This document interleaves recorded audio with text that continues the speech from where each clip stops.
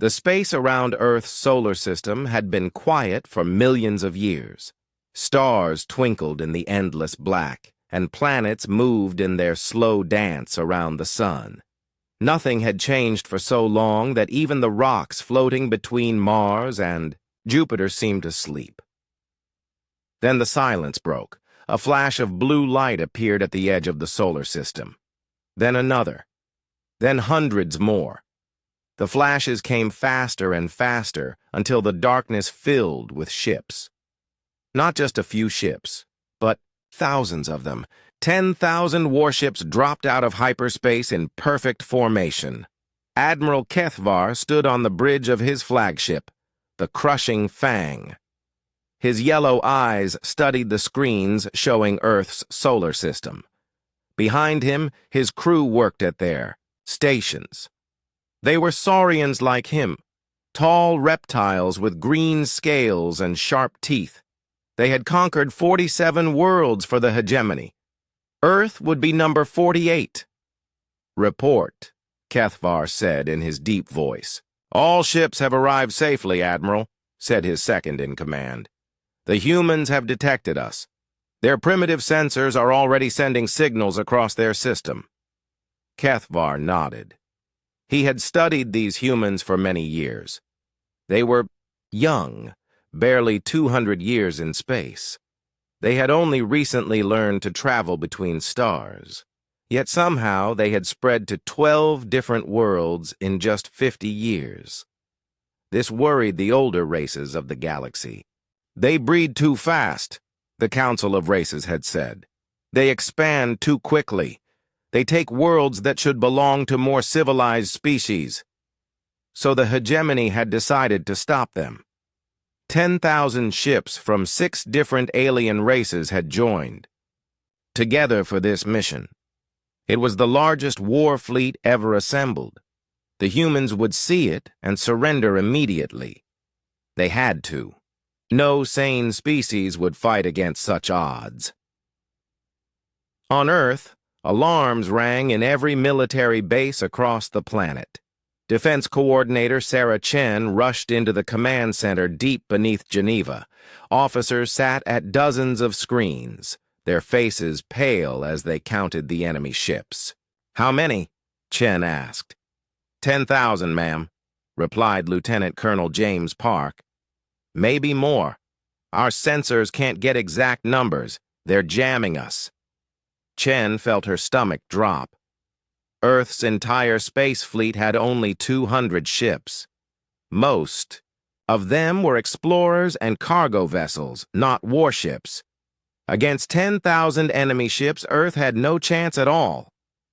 "Where's Admiral Rivera?" she asked. "On his way, ma'am. He's bringing the fleet captains for an emergency meeting."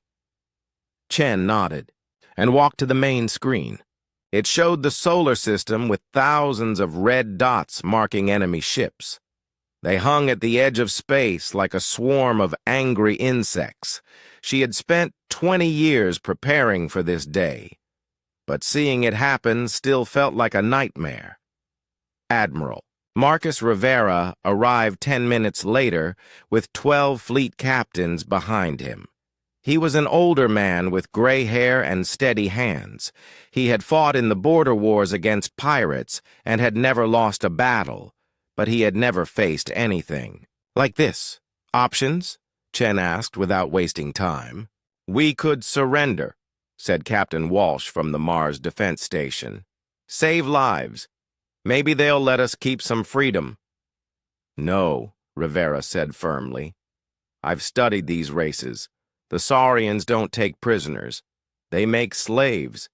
The crystalline collective melts down entire planets for raw materials. Surrender means extinction." Chen looked at the other captains. Fear showed in their eyes, but also anger. Humans did not like being told they had no choice. "What about Protocol Prometheus?" asked Captain Martinez from Luna Base. The room went quiet. Protocol Prometheus was their most secret plan. Only 15 people in the entire human government knew it existed. It was built on one simple idea: If humanity was going to die, they would make the enemy pay a price no one would ever forget. "Are you certain?" Chen asked Rivera. "Once we start, there's no going back. Earth will never be the same." Rivera studied the screen showing enemy ships. "They came here to destroy us. Let's show them what humans do when someone threatens our home." Chen took a deep breath. "Activate Protocol Prometheus. All phases." On the flagship Crushing Fang, Kethavar received a message from Earth. He expected it to be a surrender. Instead, a human female appeared on his screen. She had dark hair and calm eyes. "I am Defense Coordinator Sarah Chen, speaking for the people of Earth," she said. "You have entered our solar system with a war fleet. State your intentions." Kethavar bared, his teeth in what his species considered a smile. These humans had courage, he would give them that. But courage without wisdom was just stupidity. "I am Admiral Kethavar of the Hegemony Combined Fleet. You will surrender all human worlds to hegemony control within 72 hours. Your species will be relocated to suitable work planets. Resistance will result in the complete destruction of your civilization." The human female did not look afraid. She did not beg or cry. Instead, she smiled. "Admiral Kethavar," she said, "I have a message for you and your fleet." She paused for a moment, then spoke 3 words that would haunt Kethavar for the rest of his life. "Come and take it." The transmission ended. Kethavar stared at the blank screen. Around him, his bridge crew looked confused. In all their wars, no species had ever responded to their ultimatum like that. "Perhaps they don't understand the situation," suggested his second in command. 10,000 ships against 200. It's not even a real battle." Kethavar shook his head. He had studied human history during the long journey to their system. Humans had a strange habit of fighting impossible battles. At places called Thermopylae, the Alamo and Stalingrad, small human forces had fought against overwhelming odds. Sometimes they lost, sometimes they won, but they always fought. "No," he said slowly. "They understand perfectly. They're going to fight." "All of them?" asked his weapons officer. "Against 10,000 ships?" "All of them," Kethavar confirmed.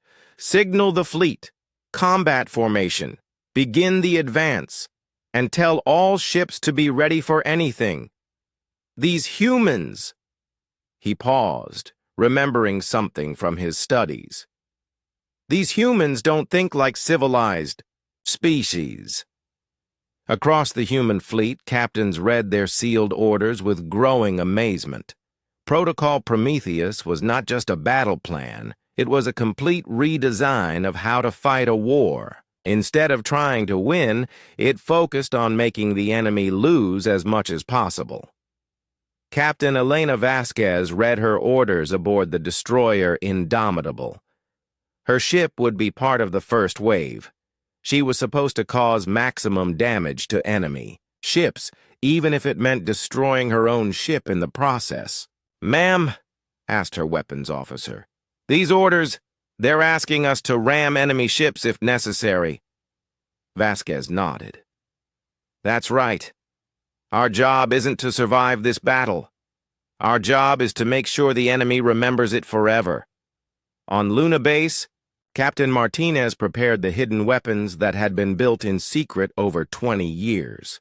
Massive railguns disguised as mining equipment, missile launchers hidden inside fake cargo containers, nuclear mines scattered throughout the asteroid belt and disguised as space junk.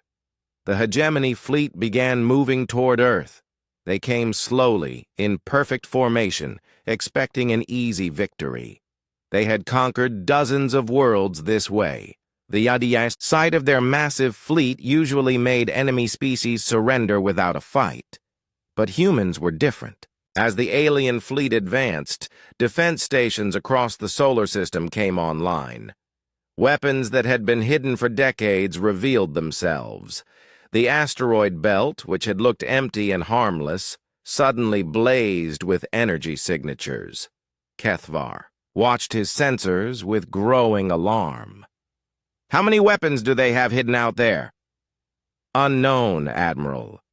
Our scans show at least 300 major installations, but there could be more. 300 installations against 10,000 ships still meant easy victory for the hegemony." But Kethvar felt worried anyway. The humans had spent years preparing for this moment. They had turned their entire solar system into a fortress. That took planning and dedication that impressed even an old warrior like him. "Signal all ships," he ordered. "Maximum shields. Prepare for heavy resistance. These humans want to fight. Let's give them one they'll never forget." Neither side knew it yet, but the battle for Earth was about to become the most brutal space. Conflict in galactic history. The hegemony had come expecting a quick conquest. Instead, they were about to learn why humans had a saying: "If you want peace, prepare for war." The war for humanity's survival was about to begin. The hegemony fleet moved through space like a metal storm. 10,000 warships spread across millions of kilometers, their weapons charged and shields glowing. Admiral Kethvar expected the humans to attack near Earth, where their home planet could support them. He was wrong. The first attack came from the asteroid belt between Mars and Jupiter. What looked like a normal chunk of space rock suddenly split open, revealing massive guns inside. Then another asteroid opened. Then hundreds more. "Contact!" shouted the sensor officer on the crushing Fang. "Multiple weapons platforms activating throughout the asteroid belt." Kethvar stared at his screens in shock. The asteroids weren't asteroids at all. They were weapons platforms, carefully disguised and placed over many years. The humans had turned an entire section of their solar system into a trap. "How many?" he demanded. "Over 400 confirmed platforms, Admiral. Possibly more. They're using the asteroids as cover. The first railgun fired from Ceres, the largest object in the asteroid belt. A metal slug the size of a small ship screamed through space at incredible speed. It hit a hegemony cruiser and punched straight through its shields and armor. The ship exploded in a ball of white fire. Then every hidden platform opened fire at once, space filled with death. Railgun slugs, missiles, and energy beams came from every direction. The hegemony ships found themselves in a crossfire that had been planned for decades. Explosions bloomed like deadly flowers as alien ships died. "Return fire," Kethvar ordered. "All ships, target the asteroid platforms." The hegemony fleet struck, back with overwhelming force. Their energy weapons turned small asteroids to dust. Their missiles shattered hidden bases. But the humans had built their trap well. Every platform they destroyed had been designed to take several enemy ships with it. Captain Martinez watched from his command center inside Ceres as his carefully planned defenses went to work. His railguns fired non-stop, sending metal death into the enemy fleet. Around him, his crew worked with calm efficiency. "Platform 7 is destroyed," reported his weapons officer. "Platform 12 is reporting heavy damage." "Tell them to keep firing until their guns melt," Martinez replied. "Every shot that hits is one less ship heading for Earth." On the hegemony flagship, damage reports flooded in. "Cruiser Squadron 5 is gone," reported the communications officer. "Destroyer Wing 15 has lost 8 ships. The dreadnought Iron Will is badly damaged." Kethvar felt anger rising in his chest. The humans were fighting like no civilized species ever had. They weren't trying to preserve their forces or win a clean victory. They were trying to hurt the hegemony as much as possible before they died. "Press the attack," he ordered. "All ships, maximum speed. Get through the asteroid belt and regroup beyond it." The hegemony fleet surged forward, taking terrible losses. Their superior numbers began to tell as they concentrated fire on the hidden platforms. One by one, the human weapons fell silent, but not before they had destroyed nearly 800 enemy ships. Martinez felt his command center shake as enemy fire found Ceres. Alarms rang throughout the asteroid. His platform was dying, but it had done its job. The enemy fleet was hurt and angry. "All remaining guns, fire everything we have left," he ordered. "Then evacuate to the escape pods." The last railgun on Ceres fired its final shot, striking a hegemony battleship and breaking it in half. Then the asteroid base exploded as enemy missiles found its power core. Captain Elena Vasquez watched the destruction from her destroyer Indomitable as it raced toward the enemy fleet. Around her, 200 human ships moved at maximum speed. They were hopelessly outnumbered, but they had one advantage. The enemy didn't expect them to be completely insane. "All ships," she broadcast on the fleet channel, "remember your orders. We're not here to win. We're here to make them hurt. For everyone who comes after us." The human fleet hit the hegemony formation like a hammer. But instead of trying to fight a normal space battle, they did something no alien species had ever attempted. They rammed. Vasquez picked her target, a massive Saurian dreadnought with weapons that could destroy cities. She pushed her ship's engines to maximum power and aimed straight for the enemy bridge. "All hands, brace for impact," she announced. "It's been an honor serving with you." The Indomitable struck the dreadnought at full speed. Both ships exploded in a fireball that could be seen from Mars. But Vasquez wasn't alone. Across the battlefield, human captains made the same choice. They turned their ships into weapons. Kethavar watched in horror as a human cruiser rammed his flagship's escort destroyer. Both ships died in the collision, but the human had chosen to die. The Saurian crew had not. "What are they doing?" demanded his second-in-command. "Ramming attacks are suicide. No civilized species fights this way."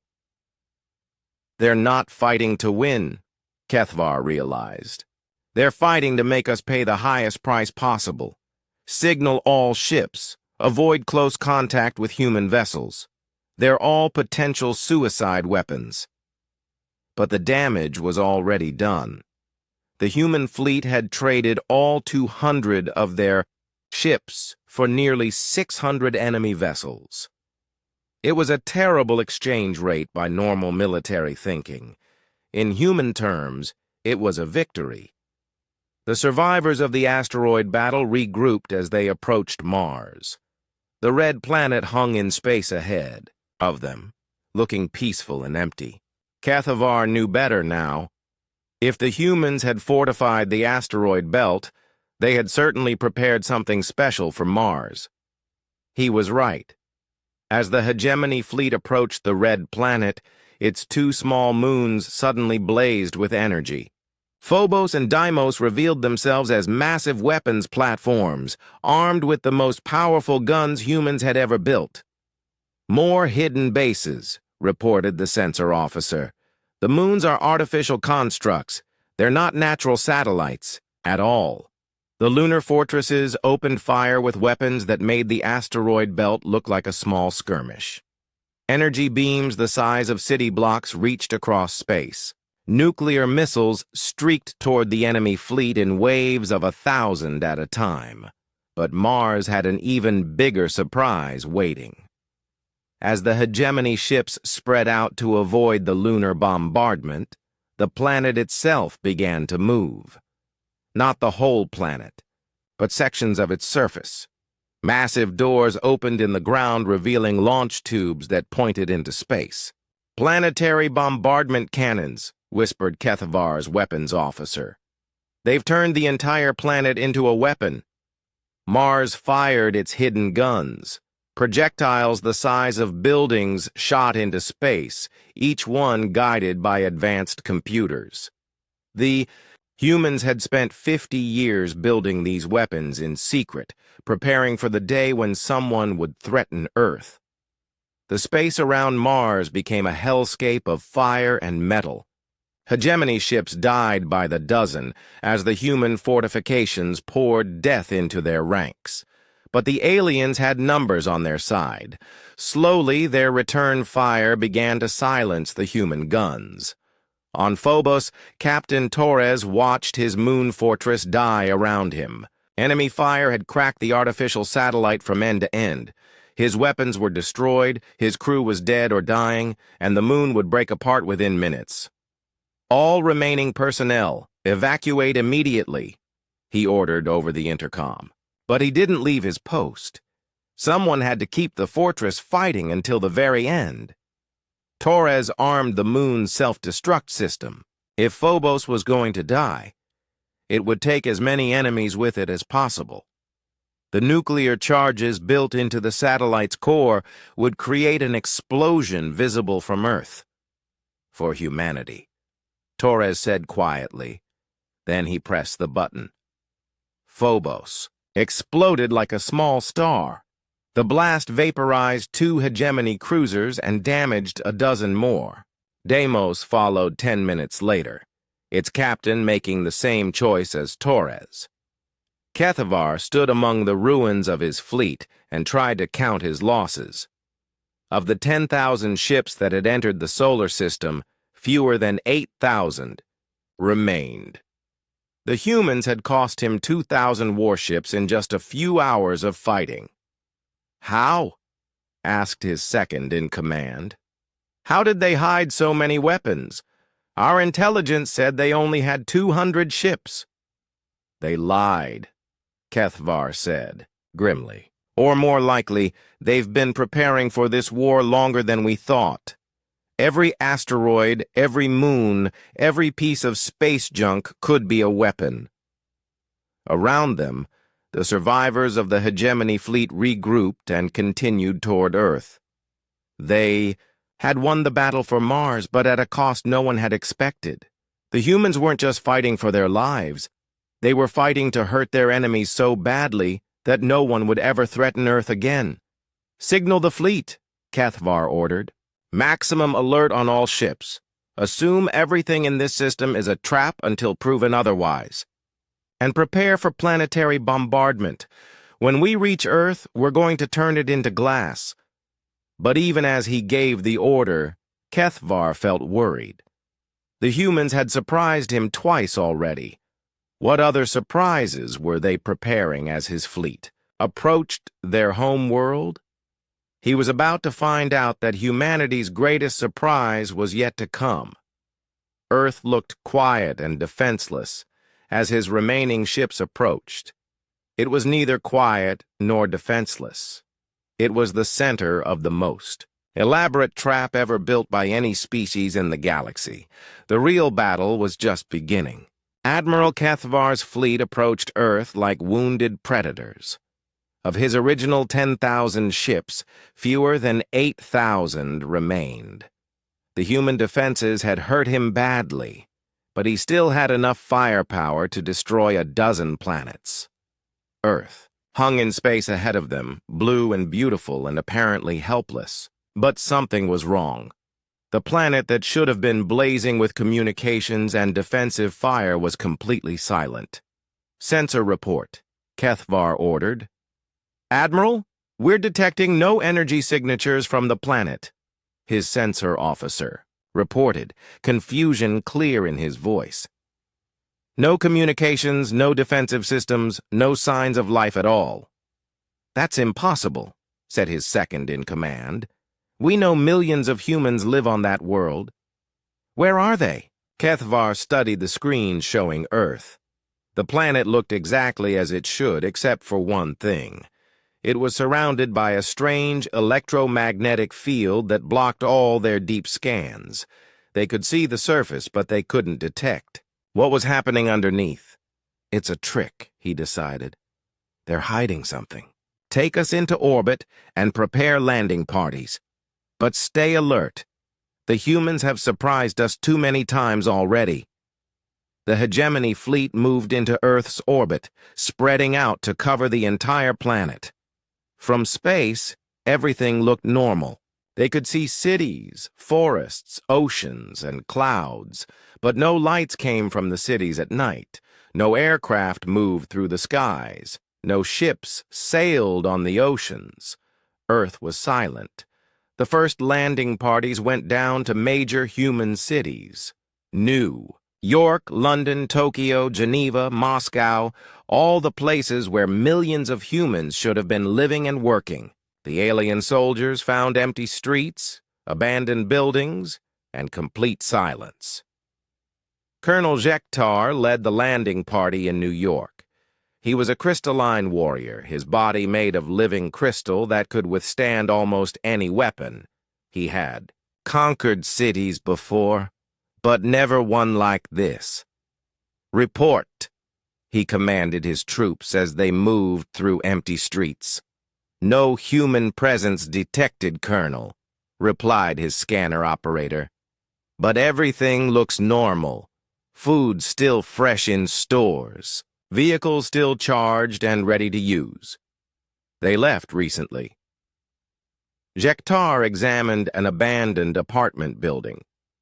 Inside, he found beds that looked slept in, food left on tables, and children's toys scattered on floors.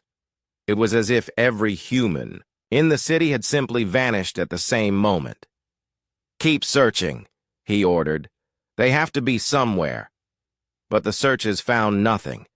Every human city was the same, empty, silent, and recently abandoned.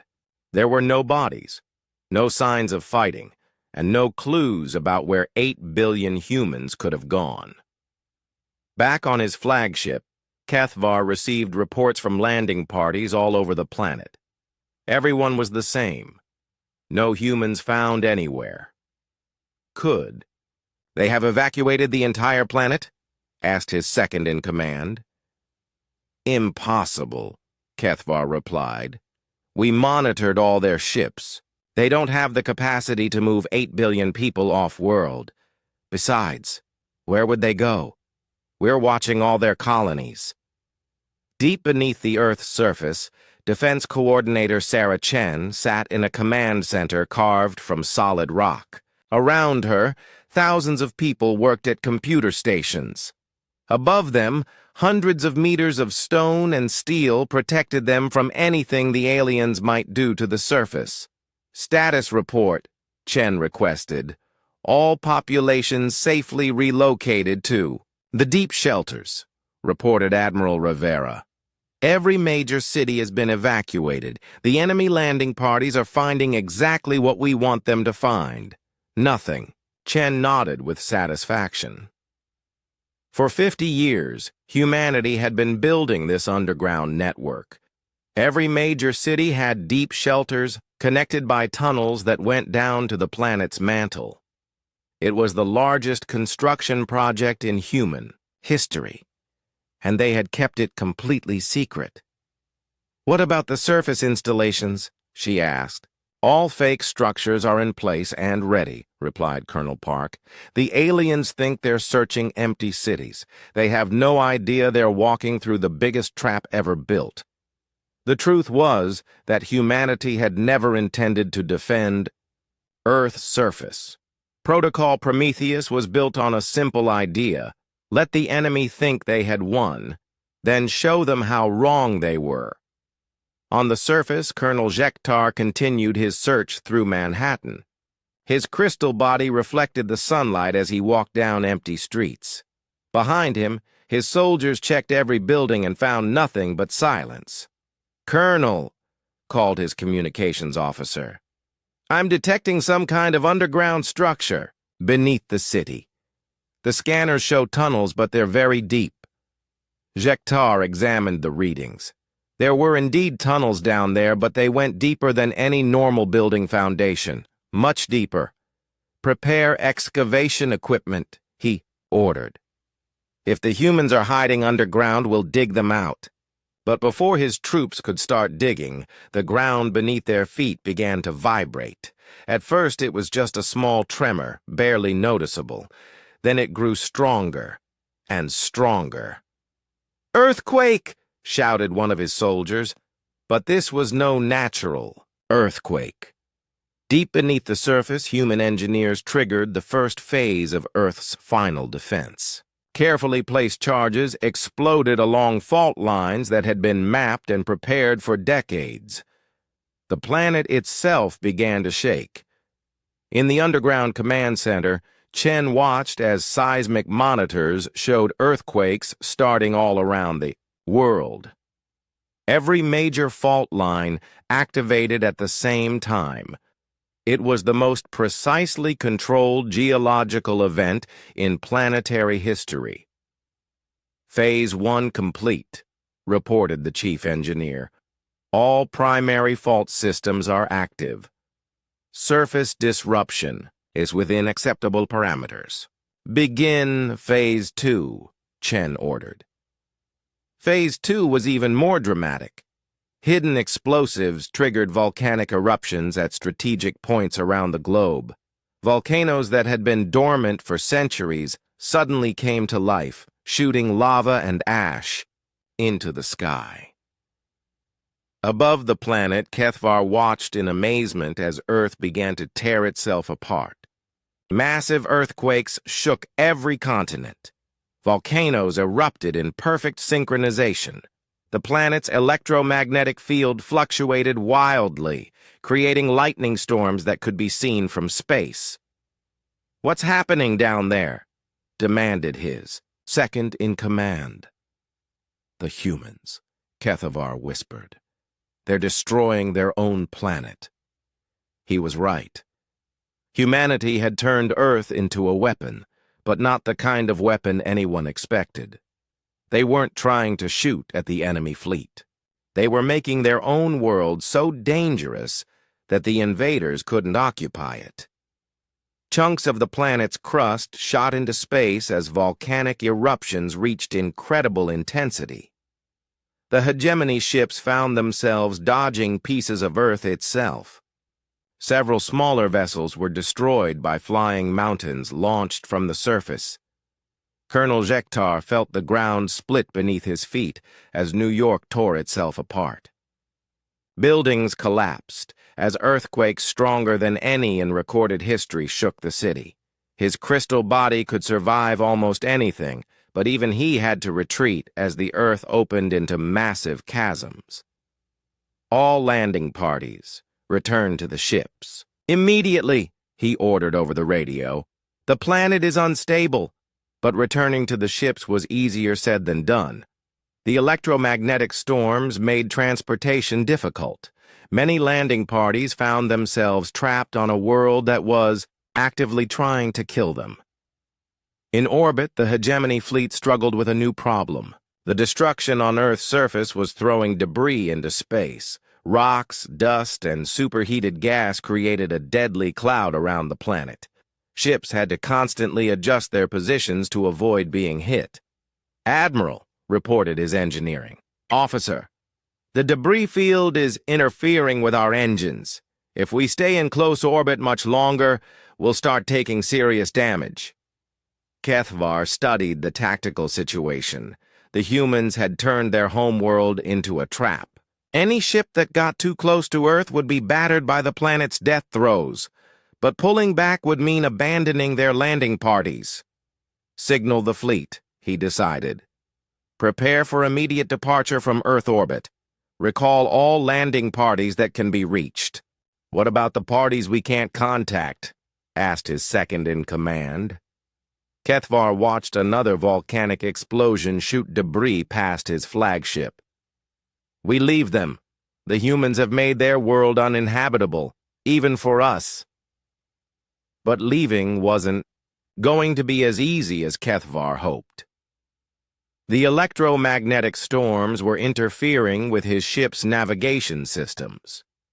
The debris field was growing thicker by the hour, and somewhere in the chaos, he could sense that the humans weren't finished with their surprises. Deep underground, Admiral Rivera coordinated the next phase of Protocol Prometheus. The surface destruction was just the beginning. The real surprise was waiting in the hidden bases scattered throughout the solar system. All stealth units, report. Status, he commanded. From a dozen hidden locations came the responses he wanted to hear. The human ships the aliens thought they had destroyed were actually hidden bases disguised as destroyed vessels. The real Earth fleet had been waiting for exactly this moment. Admiral Chen, Rivera reported, the enemy fleet is disorganized and trapped in Earth's gravity well. Recommend we begin Phase 3.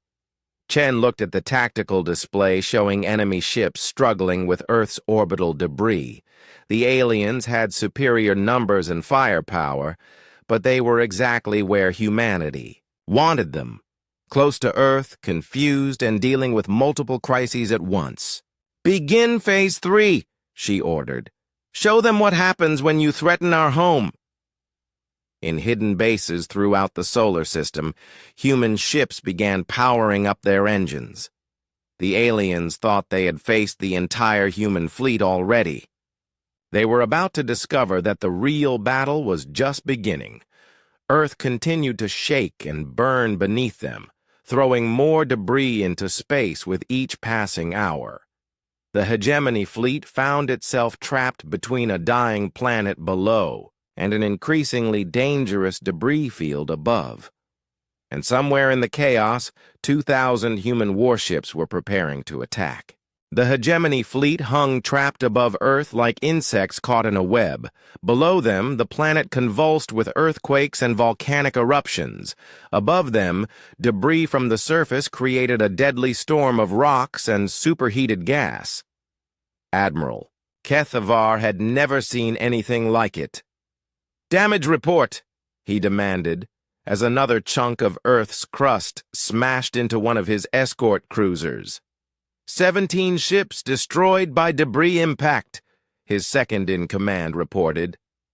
43 more reporting. Hull damage. The electromagnetic storms are interfering with our sensors and communications. Kethvar studied the tactical display with growing frustration.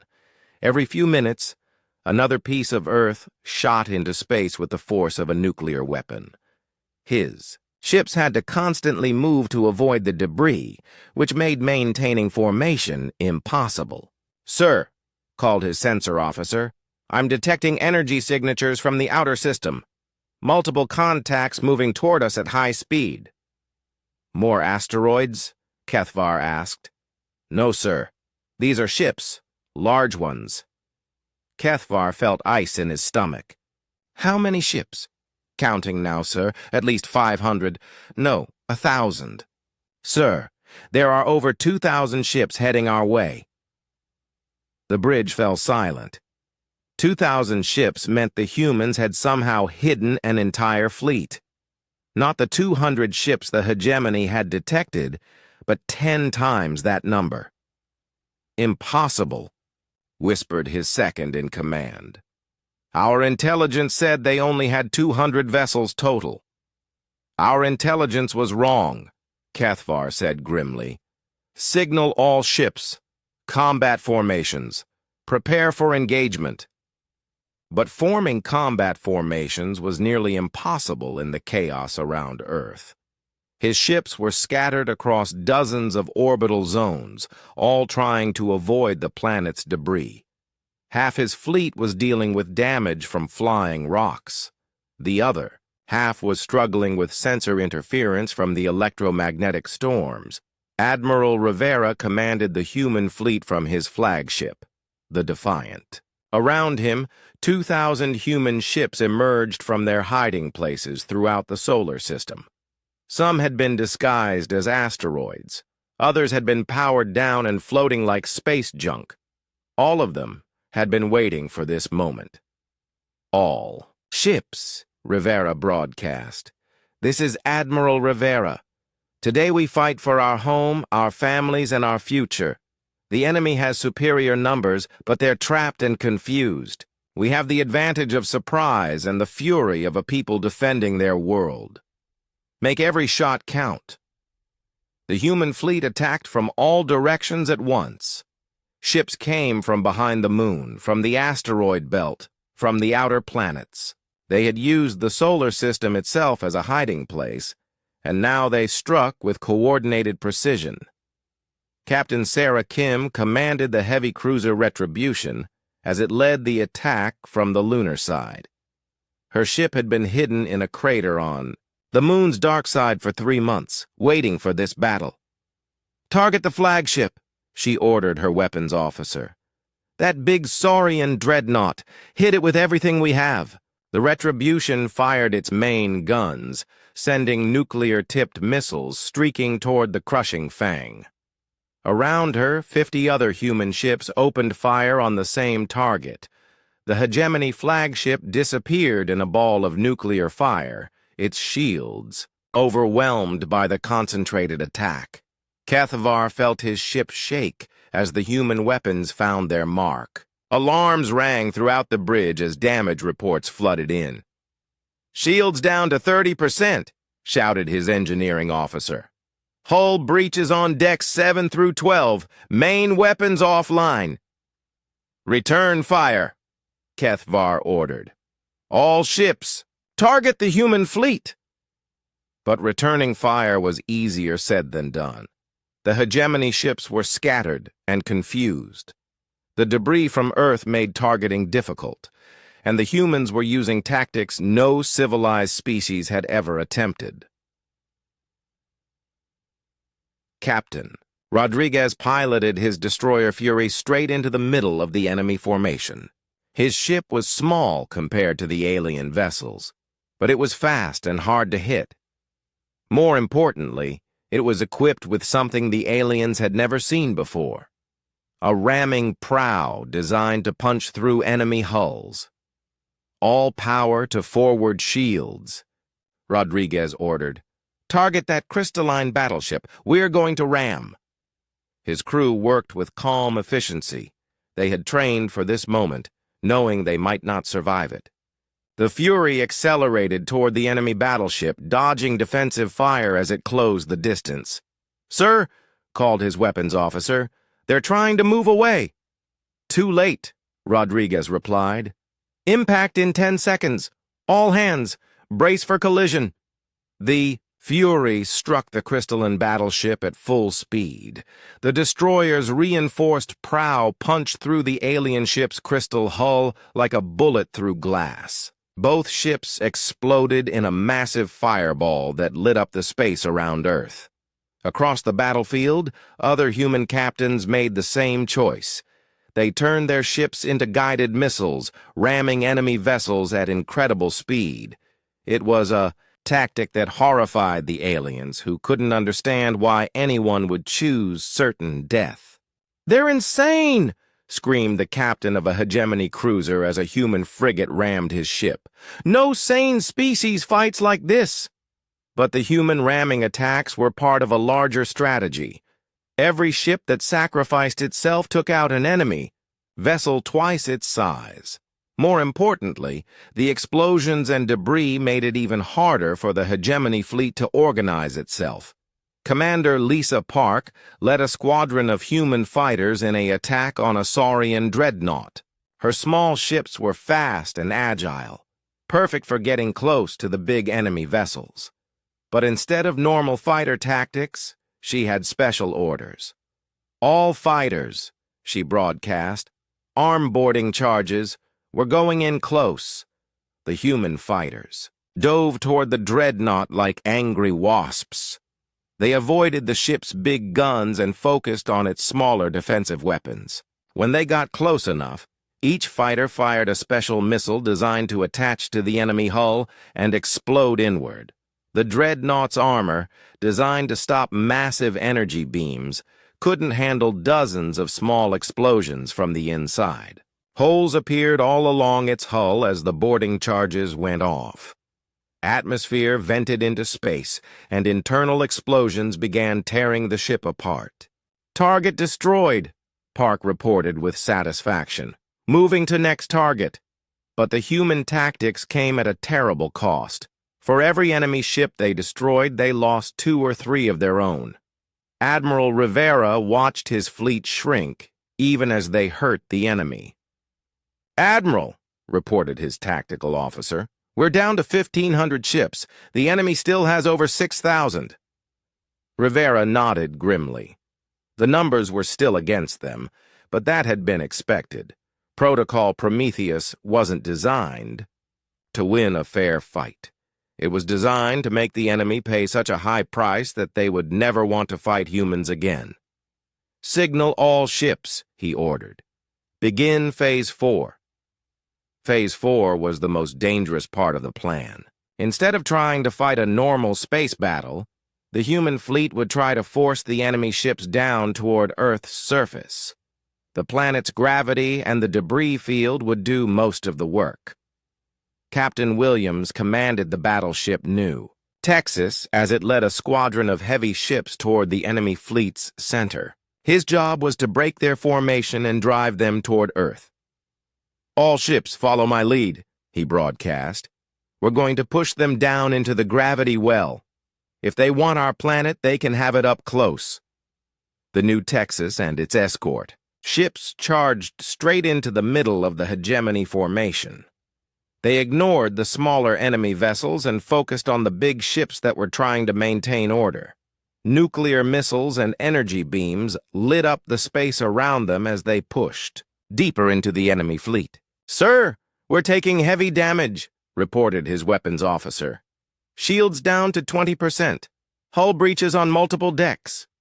"Keep pushing," Williams ordered. "We just need to get them moving toward the planet."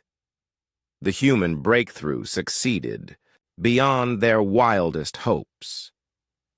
The hegemony ships, already disorganized by the debris and ramming attacks, began to lose formation completely. Some ships tried to retreat toward the outer system. Others moved closer to Earth to avoid the human attack. That was exactly what Rivera had wanted. "All ships," he broadcast. "The enemy is splitting up. Focus on the ships moving toward Earth. Drive them into the debris field." The battle became a nightmare for the hegemony fleet. Ships that moved toward Earth found themselves in an increasingly dense field of debris. Ships that tried to retreat were chased by human vessels willing to ram them. Ships that tried to hold position were torn apart by concentrated human fire. Kethavar realized too late what the humans were trying to do. They weren't trying to win a normal space battle. They were trying to force his entire fleet into Earth's gravity well, where the planet's own debris would destroy them.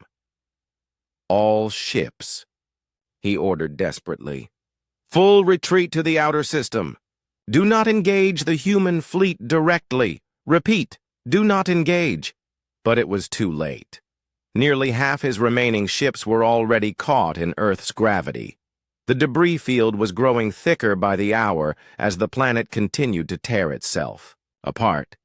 His ships had to choose between fighting the humans and avoiding the flying mountains that Earth kept throwing into space. Many chose wrong. The hegemony cruiser Swift Death tried to escape toward the outer system, but was rammed by a human destroyer. Both ships exploded, and the debris from their destruction damaged 3 more alien vessels. The crystalline battleship Razor Edge avoided a ramming attack but flew straight into a chunk of Earth's crust the size of a city block. The impact cracked the ship from bow to stern. As the battle continued, Earth itself became humanity's greatest weapon. The planet's convulsions grew stronger, throwing larger and larger pieces of itself into space. The electromagnetic storms intensified, making navigation nearly impossible. The debris field expanded until it covered most of Earth's orbital space. Admiral Rivera watched the tactical display with grim satisfaction. His fleet was down to fewer than 800 ships, but the enemy had lost over 4,000 vessels. More importantly, the surviving hegemony ships were trapped, scattered, and demoralized. "Admiral," reported his communications officer, "we're receiving surrender requests from several enemy ships." Rivera shook his head. "No surrender. They came here to destroy us. Protocol Prometheus says we fight until they're all gone, or they all run away." The battle raged for 6 more hours. Human ships continued their ramming attacks, turning the space around Earth into a graveyard of metal and fire. Earth continued to throw debris into space with volcanic fury. And slowly, inevitably, the hegemony fleet began to break apart completely. Some alien ships were destroyed by human weapons. Others were crushed by flying debris. Still others simply broke apart, under the stress of trying to operate in Earth's chaotic orbital environment. By the time the sun set on Earth's scarred surface, the space around humanity's homeworld was filled with the wreckage of the largest space battle in galactic history. The humans had paid a terrible price, but they had proven something important. Earth was not a world that could be conquered. It was a world that would destroy anyone who tried to take it. The space around Earth looked like a graveyard of metal and dreams. Broken ships drifted in the debris field that had once been a proud invasion fleet. Of the 10,000 vessels that had come to conquer humanity, fewer than 3,000 remained. Many of those were damaged beyond repair. Admiral Kethvar stood on the bridge of his crippled flagship, watching his defeated fleet struggle to survive. The crushing Fang was falling toward Earth, its engines destroyed by debris impact. Around him, his crew worked desperately to restore power before they crashed into the planet's surface. "Engine status?" he demanded. "Offline, Admiral," his engineering officer reported. "Main power is failing. We have maybe 10 minutes before we enter the atmosphere." Kethvar looked at the tactical display one last time. The humans had fewer than 500 ships left, but they were still fighting. Even now, human vessels chased his retreating forces toward the outer system, ramming any ship that couldn't escape fast enough.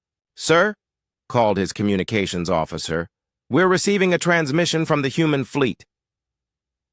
"Put it through," Kethvar ordered. The image of Admiral Rivera appeared on his screen. The human looked tired and wounded, but his eyes burned with determination. Behind him, Kethvar could see smoke and damage on the human flagship's bridge. "Admiral Kethvar," Rivera said calmly, "your fleet is broken. Your mission has failed. I'm offering you one chance to save the lives of your remaining crews." "What are your terms?" Kethvar asked, though he already knew he had no choice. "Complete withdrawal from this system," Rivera replied. "All ships that can still move will leave immediately. Any vessel that remains will be destroyed. Your landing parties on Earth are already dead. The planet killed them for us." Kethvar felt bitter, anger rise in his throat. The humans had turned their own world into a weapon that killed friend and foe alike. It was madness, but it had worked. "And if we refuse?" he asked. Rivera's expression didn't change. "Then we'll finish what we started. My people are willing to ram every ship in your fleet if necessary. We've proven that today."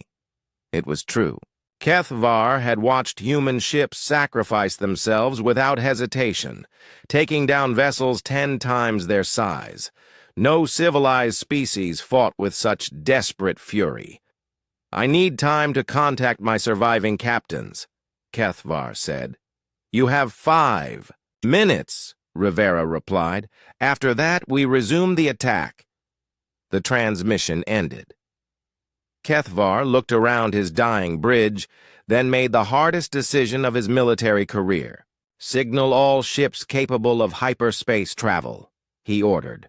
"Full retreat to the rally point at Kepler Station. Abandon any vessels that cannot jump." "Sir," his second-in-command protested. "That means leaving nearly 1,000 ships behind." "Those ships are already dead," Kethvar replied bitterly. "The humans have trapped them in Earth's gravity well. Better to save what we can than lose everything." As the surviving hegemony ships prepared for their retreat, something unexpected happened. Deep beneath Earth's surface, Defense Coordinator Sarah Chen gave the order for the final phase of Protocol Prometheus. "Activate the planetary electromagnetic pulse," she commanded. For 50 years, human engineers had been building a network of hidden generators throughout Earth's crust. Now, all of those generators activated at the same time, creating the most powerful electromagnetic pulse in recorded history. The artificial field reversed Earth's magnetic poles in a matter of seconds. The effect was devastating. Every electronic system within 1,000,000 kilometers of Earth shut down instantly. Hegemony ships that were preparing to jump to hyperspace suddenly found themselves powerless and drifting. Their engines died.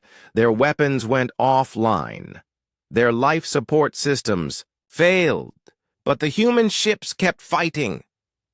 "How?" demanded Kethvar as his bridge went dark around him. Emergency lighting cast eerie shadows as his crew tried to restart their systems. The answer was simple. The humans had designed their ships to survive their own weapon.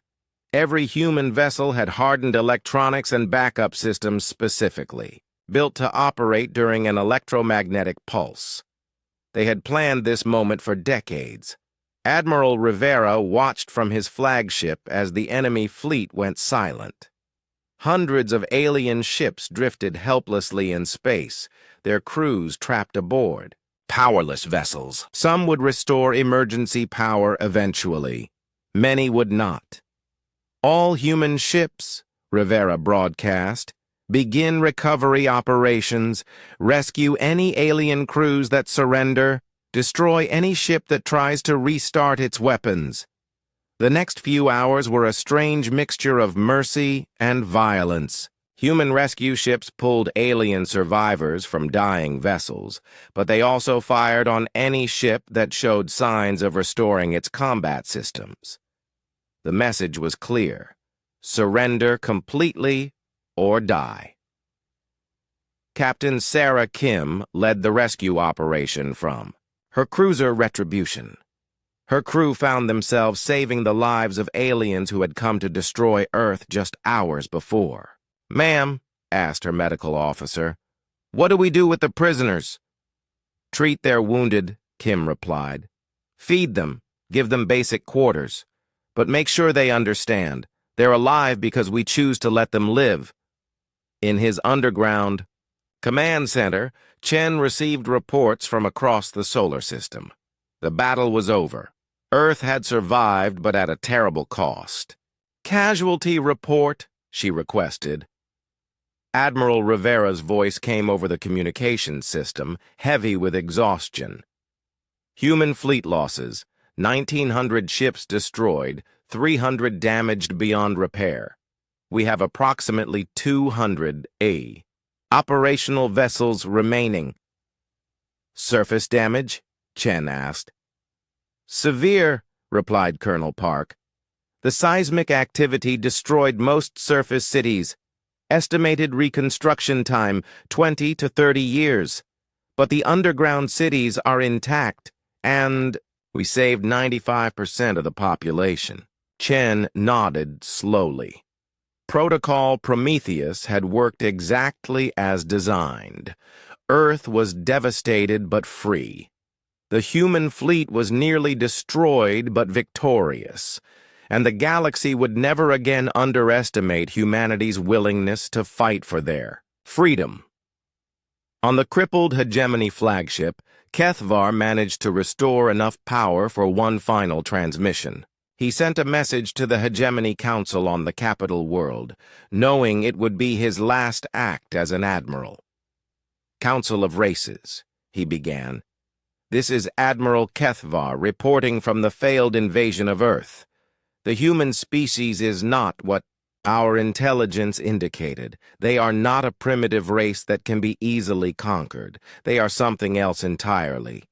He paused, looking out at the wreckage of his once mighty fleet. "The humans turned their entire solar system into a weapon," he continued. "They sacrificed their own ships without hesitation. They destroyed their own cities to trap us. They poisoned their own planet's orbit with debris. And when we thought we had won, they used their world itself as a weapon against us." Another pause as explosions lit up the space around Earth. Human ships were methodically destroying the hegemony vessels that refused to surrender. "Of 10,000 ships, fewer than 300 will return home," Kethvar reported. "But the losses are not the important part. The important part is this. The humans have shown us what they will do to defend their world. They would rather die fighting than live as slaves. They would rather destroy their own planet than let us have it." The transmission began to break up as his ship's power failed completely. But Kethvar managed one final warning.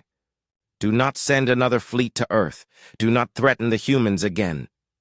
They are not like us. They do not think like us. They will burn the galaxy down before they surrender. I have seen what they are capable of, and I pray to the ancient gods that we never face them again." The transmission ended as the crushing fang fell into Earth's atmosphere and burned up like a meteor. 3 months later, the few surviving hegemony ships limped back to their home worlds. They carried with them news that shocked the entire galaxy. Humanity had not only survived the largest invasion fleet ever assembled, they had destroyed it almost completely. The political effects were immediate. 3 of the 6 races in the hegemony withdrew from the alliance, unwilling to risk another war with humanity. The remaining 3 declared Earth a prohibited zone and forbade any military operations in human space. On Earth, the long work of rebuilding began.